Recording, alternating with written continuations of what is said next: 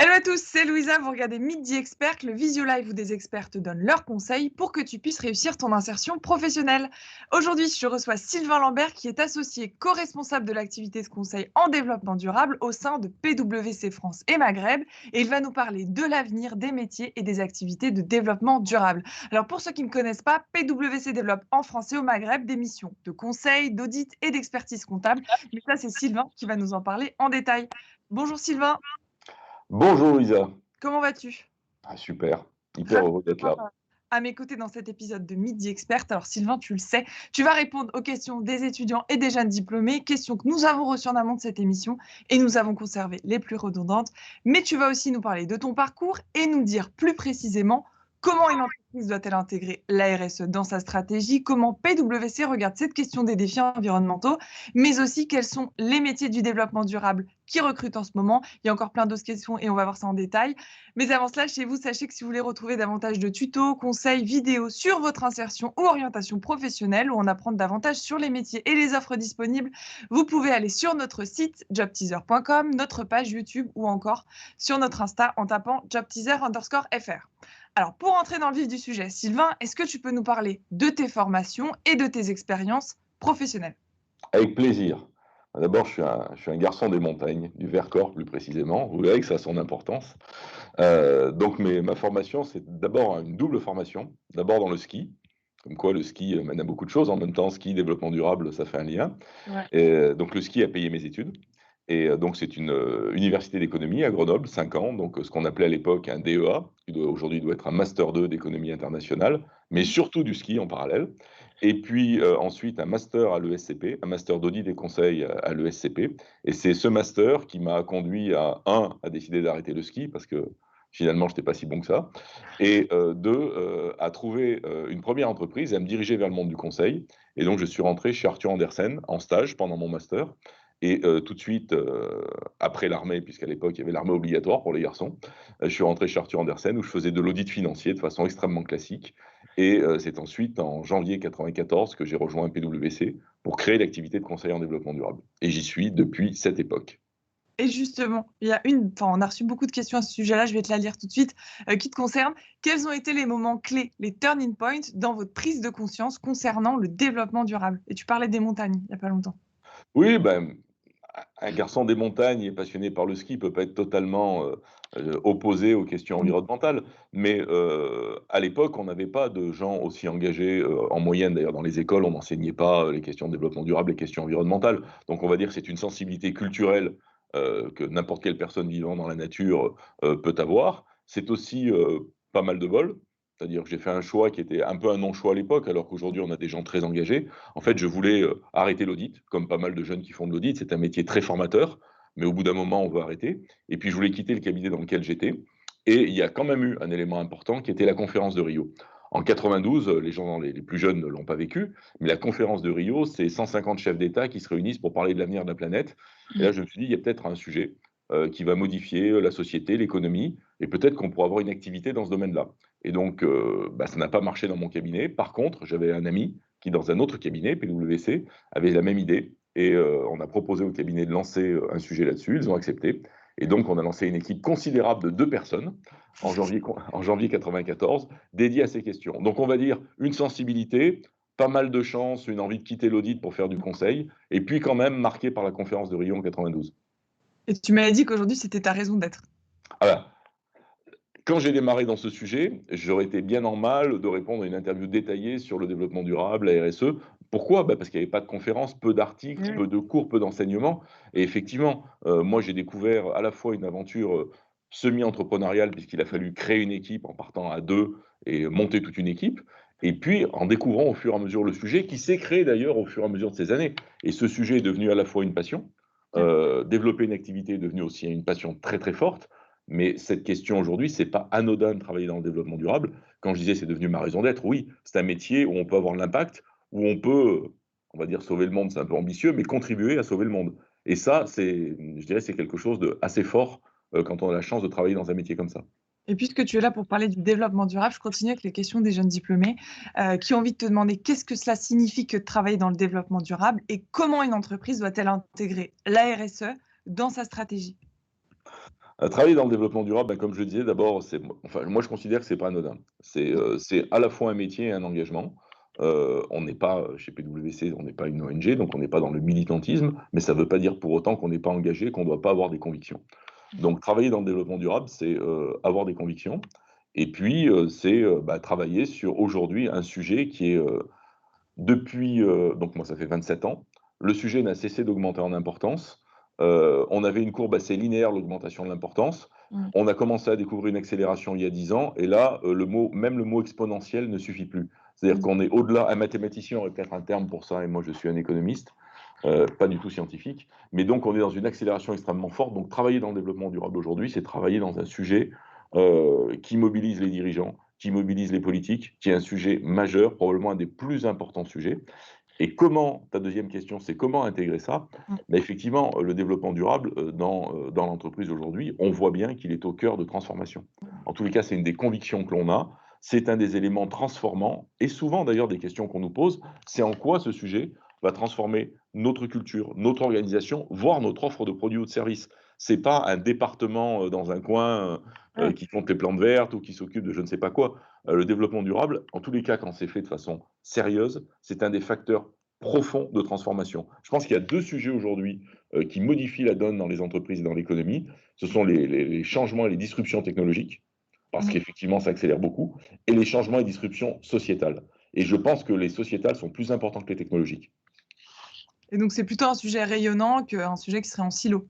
Parce que Oui. ce que tu me dis, c'est qu'on parle d'intégration du développement durable dans la stratégie et pas l'inverse. Ah oui, les gens qui vous parleraient d'une stratégie une stratégie développement durable, en Ouais, général, c'est de la com. ouais. C'est très sympathique, hein, mais le vrai sujet aujourd'hui, c'est comment, dans ma stratégie, les notions de développement durable, adaptent, modifient, corrigent, font évoluer, en bien ou en mal, hein, d'ailleurs, mais font évoluer ma stratégie. C'est ça, c'est vraiment, je crois que le mot que tu as dit qui est important, c'est Mmh. le mot intégration. On continue avec les questions, Sylvain. Quelles évolutions voyez-vous dans les priorités en termes de développement durable depuis la pandémie? Alors, la pandémie a laissé penser, à un moment, Mmh. que, d'ailleurs certaines organisations professionnelles, partout dans le monde ont émis, alors au confinement numéro 1, maintenant on va les numéroter comme un peu Ça. hélas, hélas, on les numérote les confinements, mais au confinement numéro 1, certains, pardon, se sont exprimés pour dire, peut-être que ces questions de développement durable, on va les mettre au second plan parce que là, on est dans une situation critique. En fait, pas du tout. Mmh. Très, très vite, dès, le mois de mai-juin 2020, on a vu arriver à la fois des demandes sociétales fortes. Mmh. On a bien vu que le développement, que le Covid n'avait pas arrêté, par exemple, les enjeux climatiques, hein. Il n'y a pas de vaccin pour le changement climatique, hein. Typiquement, on est en train d'en trouver pour le Covid, mais pour le changement climatique, il n'y a pas de vaccin. On a vu des analyses d'investisseurs sortir dans le monde entier, disant que ces questions de RSE étaient, un élément de résilience forte et d'amortissement des crises pour les entreprises. Puisque, les entreprises qui ont intégré ça de façon sérieuse, donc intégré dans leur stratégie et pas fait une stratégie de développement durable, sont des entreprises qui ont mieux résisté à la crise. Donc finalement, pas de ralentissement, je dirais même une accélération. Et puis ce qui a amené aussi une crise comme le Covid, c'est qu'elle questionne l'humanité. Puisque là, on n'a pas, des pays qui l'ont vécu, d'autres qui l'ont pas vécu.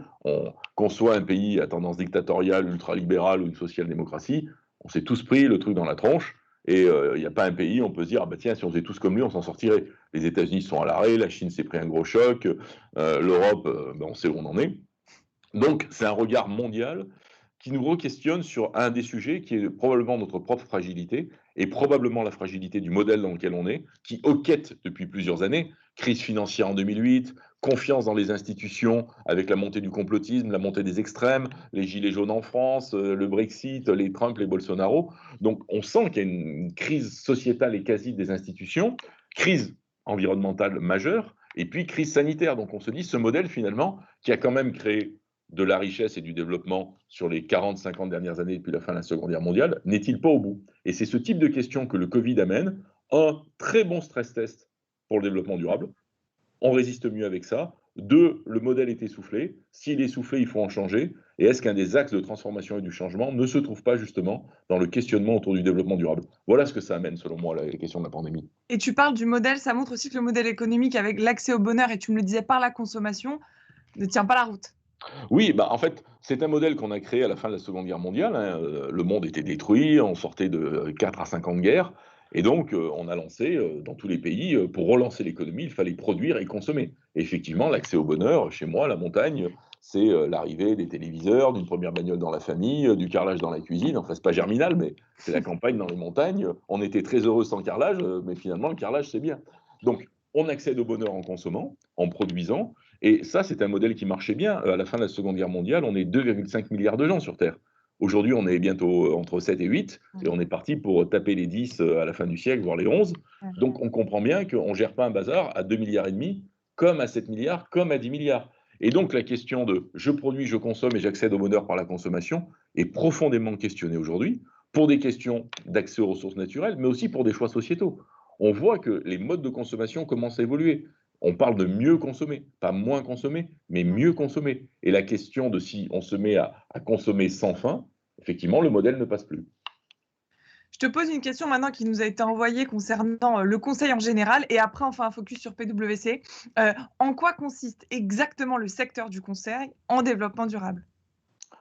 Le secteur, bah alors d'abord c'est un secteur polymorphe, c'est-à-dire que dans le conseil en développement durable, on a un spectre d'acteurs extrêmement large. On a des grandes maisons comme PwC et ses concurrents, Mmh. on a, qui sont des maisons pluridisciplinaires. On a des plus petits cabinets, mais sans que plus petits veulent dire de moindre qualité, hein, c'est pas du tout mes propos, mais plus petits, totalement dédiés à ça, qui ne font que ça.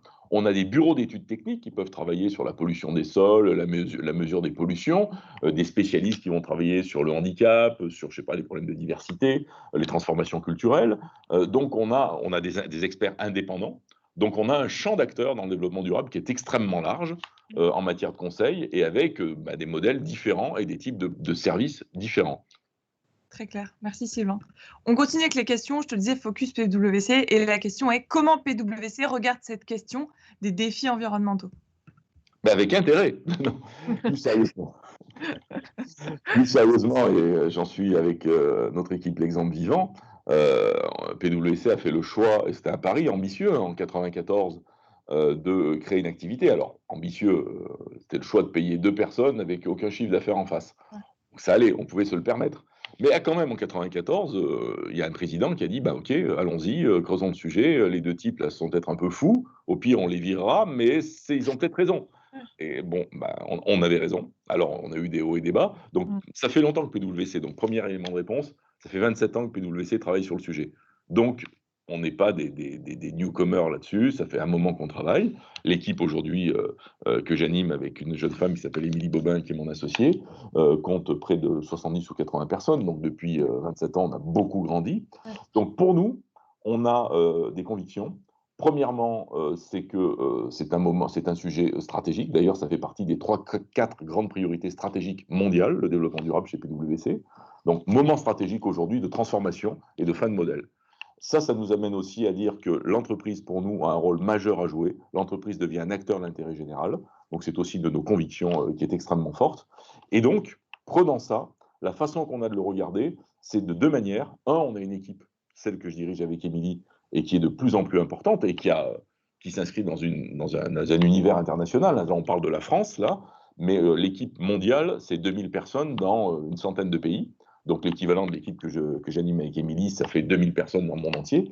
Mais c'est aussi une décision stratégique de former la totalité des collaborateurs et des associés de PwC aux questions de développement durable. Parce qu'aujourd'hui, faire de l'audit ou du conseil sans connaître le développement durable, nous, une de nos convictions, c'est qu'on ne fait pas bien son boulot. Quand on parle à un patron des systèmes d'information d'une entreprise pour faire du conseil sur ses IT et qu'on n'a pas un minimum de vocabulaire et de compétences sur les enjeux en matière de développement durable des IT, on est le consultant d'hier, on n'est pas le consultant de demain. Mmh. Et donc, on a lancé un programme il y a un peu plus d'un an de formation, pour prendre un mot de consultant, d'upskilling, en gros de formation des équipes au développement durable, avec des programmes, des MOOC, des formations live, enfin des tas de choses, pour que tout le monde ait un niveau de culture de base et développer des compétences techniques là où on en a besoin.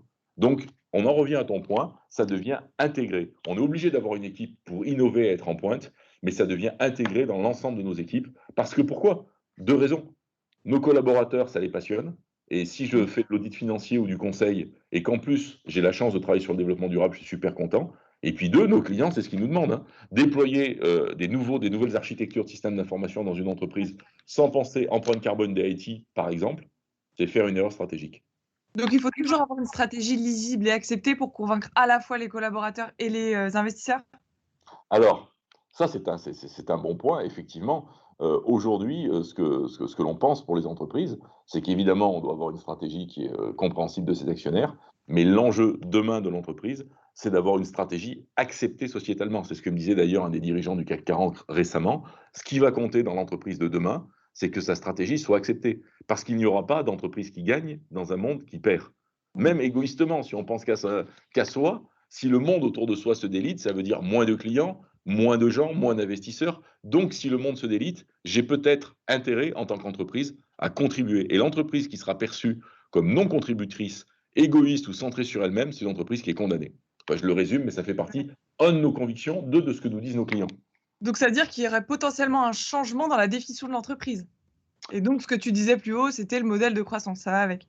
Exactement. Ça fait partie aussi de nos convictions. Alors, le propre d'une conviction, c'est qu'elle est intéressante, hein, c'est un bon sujet de débat, mais on peut être contre, parce que c'est une conviction, c'est pas une certitude. Mais oui, on est sûr que la définition même de ce qu'est l'entreprise est en train d'évoluer. Mmh. Donc, pour nous, ça nous amène à ce genre de réflexion, vraiment cette notion d'entreprise différente demain. On continue avec les questions. Concernant les métiers, quels sont les métiers du développement durable qui recrutent en ce moment et dans les années à venir? Tous, tous. Aujourd'hui, le monde du développement durable fait face, comme je le disais, à une accélération considérable et au fait que ce soit plus un sujet cantonné à 3 clampins qui font du développement durable dans un coin. C'est un sujet de direction générale, c'est un sujet d'ailleurs, on le voit au niveau gouvernemental, par exemple dans la politique, enfin dans la politique au niveau du gouvernement, c'est le ministre, c'est Bruno Le Maire qui le porte beaucoup comme dans d'autres pays, donc on voit que c'est intégré dans les stratégies, dans les politiques économiques. Donc il y a énormément de besoins. Nous, rien que cette année et pandémie, pas pandémie, rien que cette année, on a dû recruter depuis le mois de septembre, je pense, une vingtaine de personnes dans l'équipe. Et là, on est encore en train de recruter. Et nos camarades autres sociétés de conseil recrutent aussi. Donc, travailler dans le développement durable, il y a du boulot dans le conseil, dans les entreprises, dans les pouvoirs publics. C'est un métier d'aujourd'hui et c'est surtout un métier de demain. Donc, c'est la garantie d'avoir un travail. Ah, c'est clair, ouais. On continue avec les questions sur les compétences. Quelles compétences acquérir pour être performante dans ces métiers? Toi, tu vas nous parler du conseil puisque c'est ton domaine de prédilection. Alors, quelles compétences pour être Alors, performant dans ces le métiers? conseil, avant tout, c'est un métier humain. C'est pas un métier technique. Bien sûr, on met en œuvre des techniques, des savoirs, mais le conseil, quel que soit ce que l'on fait en conseil, il faut avoir en tête que, un, on travaille dans une équipe, on n'est pas seul. Deux, chez les clients, qu'est-ce qu'on fait? Même quand on fait des diagnostics techniques, etc., on interagit avec un client. Et les interactions, elles sont humaines. Alors, elles sont moins physiques en ce moment, parce que d'ailleurs, la preuve, on est à travers un écran là tous les deux, mais elles sont humaines. Ce sont des individus qui se parlent, soit pour les questionner, soit enfin, pour obtenir de l'information. Donc c'est un métier dont la qualité première est cette dimension humaine. Si vous êtes super brillant et incapable d'articuler trois mots, que vous vivez en autarcie, que la vie en équipe vous fait horreur, que parler aux gens ne vous plaît pas, mais laissez tomber le conseil, écrivez des livres, faites quelque chose d'autre. Le conseil, donc avant tout, ce qu'on va chercher sont des qualités humaines. Des Parce qu'il qualités. faut savoir animer des workshops, faire des interviews, c'est ça? C'est ça, Non? exactement, exactement. Notre métier, c'est interagir avec des gens. Mmh. Donc, en one-to-one, en groupe de travail, en workshop, exactement ce que tu dis. Et donc, si on n'a pas de qualité humaine, on peut être le roi du monde technique, mais si on Mmh. n'a pas l'interface vocale, ça ne marche pas. Donc, numéro un, des qualités humaines. Numéro deux, pour les métiers du conseil, c'est quand même de la rigueur. Mais je dirais qu'on est à plusieurs coudées devant sur les qualités humaines. Mmh. Après, c'est une école de rigueur parce que nos clients attendent de nous beaucoup, beaucoup, beaucoup de rigueur. Et puis, c'est une école, je veux dire, où il faut, dans notre univers, en tous les cas dans le développement durable, être capable de nous convaincre sur l'intérêt qu'on a sur le sujet. La personne qui arrive, même très sympa, qui nous dit le développement durable, c'est génial, mais qui est incapable d'articuler 3 points de vue, même, peu Mmh. importe, un point de vue est un point de vue, on peut ne pas être d'accord, mais avoir un point de vue, on ne va pas être convaincu. Voilà. Donc, il faut avoir vraiment un vrai intérêt pour le sujet et nous le montrer. Tu parlais d'école de la rigueur, mais tu m'as aussi dit le droit à l'erreur au sein de PwC, c'est un droit constitutionnel. Ah oui. Ah bah, ça, alors ça, c'est quelque chose qui est cher à notre cœur et encore plus dans notre équipe. Celui qui a jamais, appris, par l'erreur, c'est l'individu parfait, donc il n'existe pas. Effectivement, le droit à l'erreur, c'est vraiment un droit constitutionnel à une condition. Un, quand on fait une connerie, on reconnaît qu'on l'a fait. Deux, on cherche à comprendre pourquoi et trois, on répare. Mais à partir du moment où on fait ces 3 choses, Mmh. mais on apprend énormément. enfin moi, mes plus grands pas en avant, c'est par des erreurs ou des choses où je me suis raté. Et quand on est capable d'apprendre de ses erreurs, enfin c'est parfois une banalité, mais qu'est-ce qu'on devient, qu'est-ce qu'on progresse? Beaucoup plus. Donc oui, on encourage les gens, si on veut que les gens, dans un sujet qui bouge énormément, comme les questions de développement durable, soient audacieux, soient innovants, développent des convictions, il faut qu'on les désinhibe. La personne qui est tétanisée en disant oula, je vais pas trop bouger parce que j'ai pas envie de faire une connerie, on va pas avancer. Et on peut pas se le permettre dans un domaine où l'innovation est au cœur des sujets. Donc, il faut que les gens soient détendus par rapport à l'erreur, Mmh. avec les fameuses 3 règles que j'ai données. Mais à partir de là, ben, on prend des risques. Prendre les risques, c'est accepter de faire des erreurs. Et on est dans un monde où on prend plus assez de risques. Ben, nous, on dit si, si, ben, prenez des risques. Pas de problème. Mais tu parlais d'interagir, de converser. Est-ce que ça s'apprend aussi que d'être, social, d'apprendre à parler, à d'interagir? On est d'accord que ça s'apprend? Alors oui, alors il y a des extrêmes. Les 2 extrêmes, il y a des gens qui sont nés avec et qui Ouais. sont d'entrée hyper bons et des gens qui sont nés sans et pour qui ça va être très compliqué. Et bon, bah, ces gens-là, il ne faut pas qu'ils choisissent le conseil. Mais oui, bien sûr, d'abord, faut les termes comme timidité et cetera, non, ça s'apprend. Il y a des techniques pour s'exprimer, il y a une façon, mais il faut quand même avoir en soi, et c'est ce qu'on cherche à détecter dans les entretiens, l'intérêt de l'autre. Mmh. Si on n'a pas l'intérêt de l'autre, d'ailleurs, un seul exemple, dans notre équipe, il y a 10 nationalités, parce qu'on recrute, voilà. Bah, 10 nationalités, ça crée quand même un choc culturel permanent dans l'équipe, parce que chacun a son prisme. Donc si on n'a pas l'intérêt de l'autre, ça va être Mmh. compliqué. Après, bien sûr, faire des interviews, animer un workshop, faire une présentation, il y a des techniques, il y a des formations, on forme les gens à ça. Et donc il y a des gens pour qui, bah, c'est comme tout sport, personne qui va prendre le ski, il y a des gens qui, avec 3 leçons, vont arriver à un niveau de performance dingue, et d'autres, il va leur en falloir 50. Bah, Mmh. c'est pareil, bah, c'est pas grave, les gens, ceux qui en ont besoin de 50 en prendront 50, et puis voilà. OK, il faut l'avoir en tête. Donc ça fait aussi partie des appétences, mais c'est très important. Tu parlais donc de 10 nationalités au sein de ton équipe. On continue là-dessus. Une question, peut-on décrocher un stage ou une alternance chez PwC? Et est-ce que aussi vous recrutez en CDD ou en CDI? Alors, d'abord, on recrute, sauf cas très, très, très, très, très exceptionnel, exclusivement en CDI. Il OK. est arrivé que, pour gérer des pics dingues, non prévus, on recrute en CDD, la réalité, c'est que, je pense 99 des gens qu'on a pris en CDD, on les a embauchés. Mmh. Donc aujourd'hui, on a dit: «On arrête, on va prendre des CDI, comme ça», mais donc c'est règle majeure, CDI. Stage, on prend beaucoup de stagiaires. En général, ce sont des stagiaires de fin d'études. Parfois, ça va vraiment dépendre du candidat, des stages de césure. OK. Alors pourquoi parfois?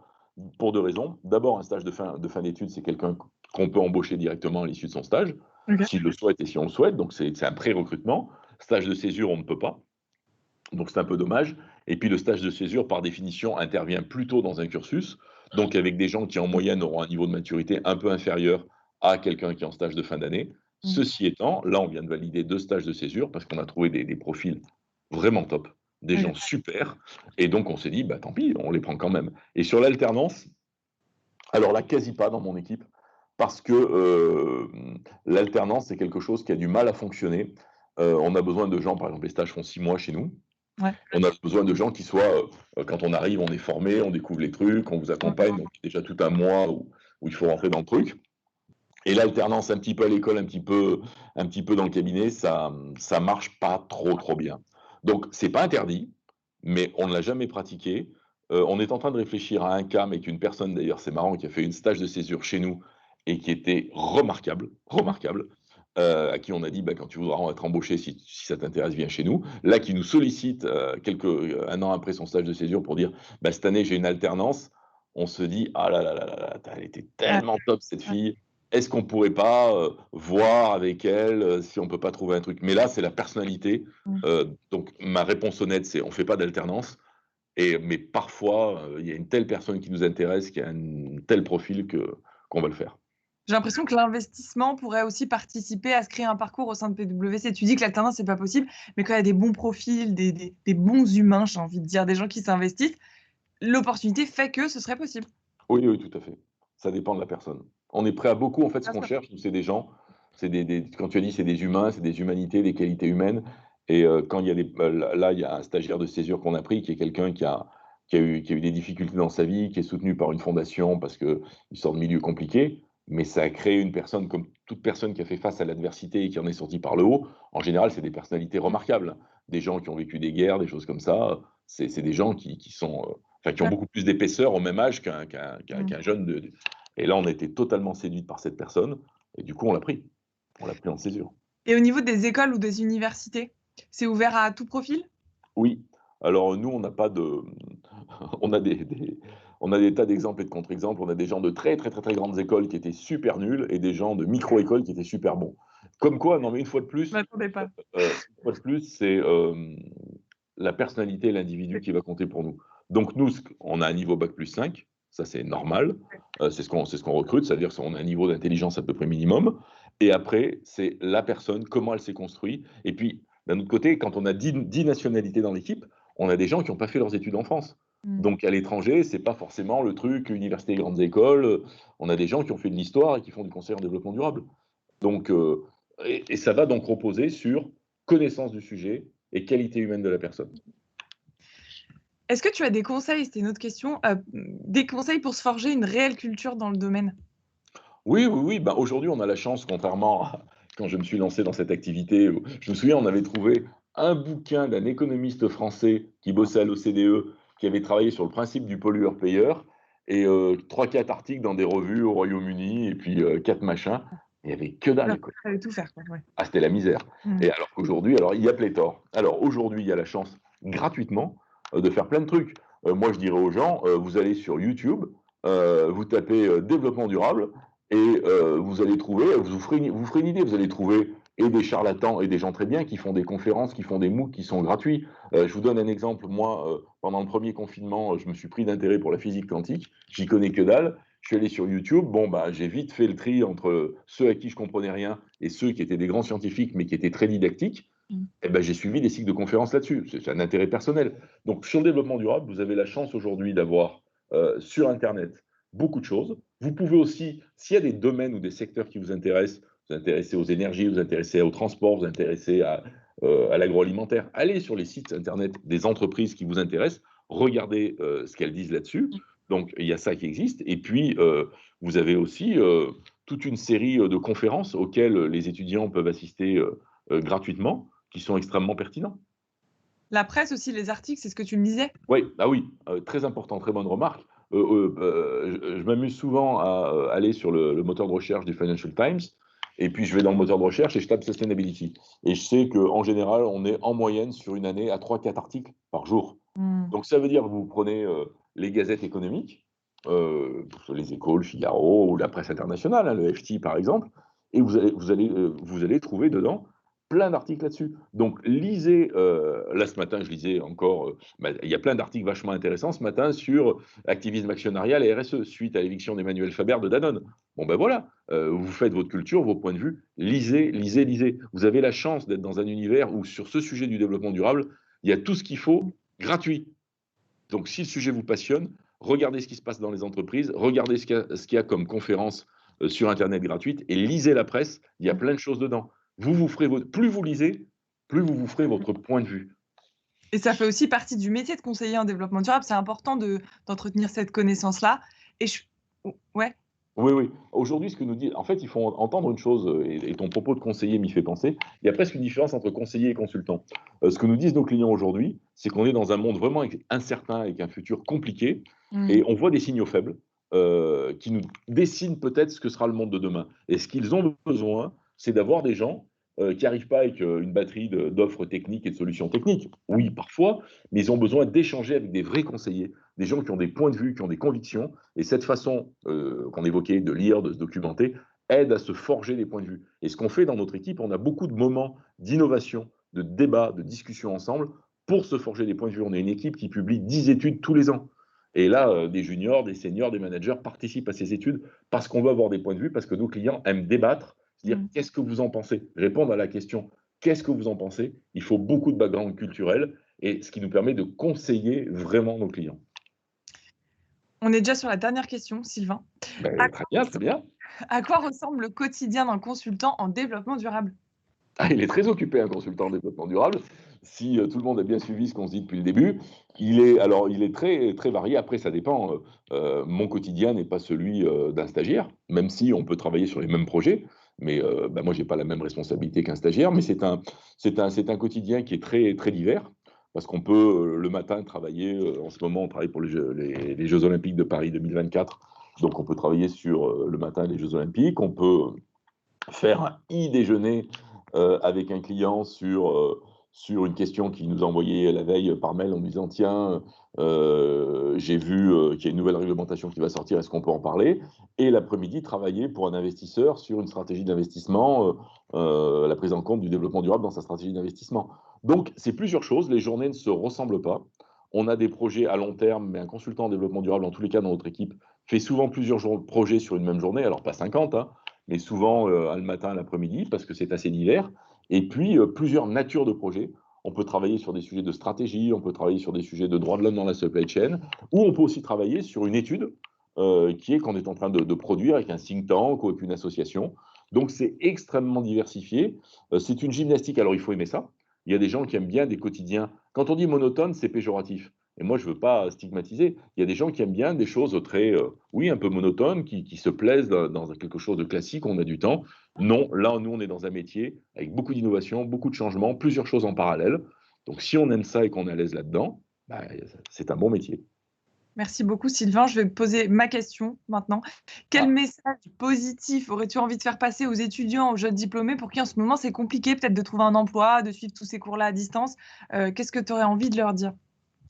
Bah, d'abord, oui, je pense que les étudiants et les jeunes en particulier sont parmi une des populations qui vit le truc le plus dur. Mm. Par exemple, nous, au bureau, c'est dur, mais on a un job. Les étudiants, ils ont des cours à distance. Le lien social qui fait la force des années d'études est complètement rompu en ce moment. Et pour certains, bah, les jobs, les gens prennent plus de stages, etc.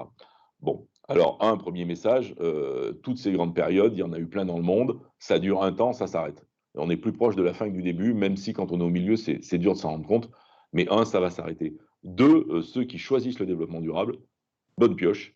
Il y a des opportunités considérables. Que l'on veuille bosser pour une ONG, pour un cabinet de conseil, pour une entreprise, pour une mairie, pour les pouvoirs publics, en France, à l'étranger, dans le monde entier, il y a du boulot là-dedans. Donc il faut vraiment s'accrocher.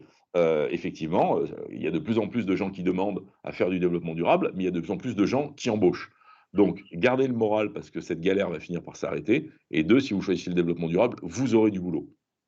Merci beaucoup, Sylvain. On reste sur cette note positive. Merci de nous avoir partagé ton parcours et ton expérience, Ben, surtout. c'était un plaisir, merci beaucoup. Et chez vous, je vous le répète, mais si vous voulez retrouver davantage de tutos, conseils, vidéos sur votre insertion ou orientation professionnelle, n'hésitez pas à aller sur notre site jobteaser.com, sur notre page YouTube ou sur notre Insta. Un grand merci, Sylvain. À bientôt. Bon courage à toi et ton équipe dans la suite de vos combats. Merci beaucoup. Développement Bonne durable. journée. Et chez vous, je donne rendez-vous très vite pour un nouvel épisode de Midi Expert. À bientôt.